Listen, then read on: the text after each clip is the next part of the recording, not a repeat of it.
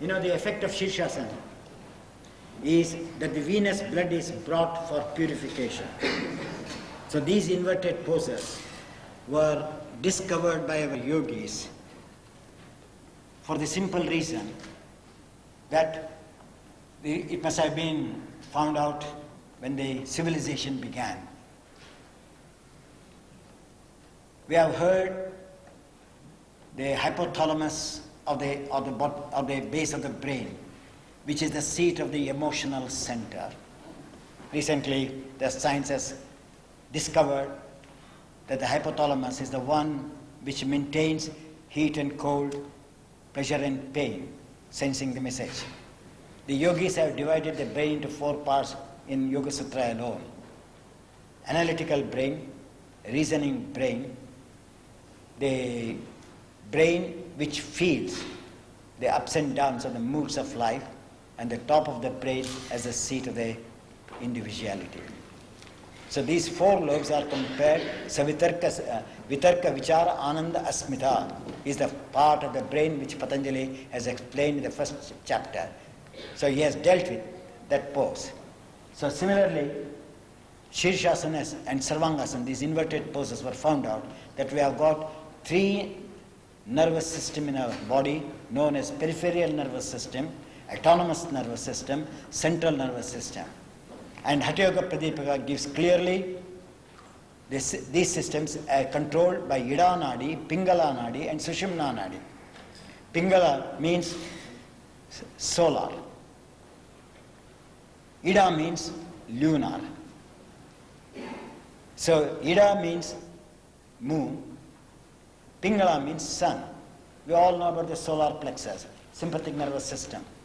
So when we are doing our daily work, we draw the energy from the solar system, sympathetic nervous system. And because we draw the energy from the sympathetic nervous system, we get exhausted. Because the solar system draws the energy from the lunar to supply. So when we do the head balance and Sarvangasana, it is the lunar, due to the gravitational pressure, the solar is nullified, now lunar is activized. So it draws the energy, or the parasympathetic nervous system. So the parasympathetic nervous system is made to become active in head balance and shoulder balance. And that's why these poses were introduced. And central nervous system is a very difficult system to handle. That's why when I said the Kundalini cannot be awakened. Peripheral nervous system functions from the senses of perception. And that's why today youngsters are taking drugs, because they get the stimulation on the skin first. So you can understand how to connect these things. Then the autonomous nervous system is semi-voluntary. It can be done by volition. It can work on its own. For example, inhalation, exhalation is going on. But you can increase, you can decrease according to your willpower. So hence it comes under semi-voluntary system, which depends on the mind. And central nervous system depends upon the discriminative power of the mind.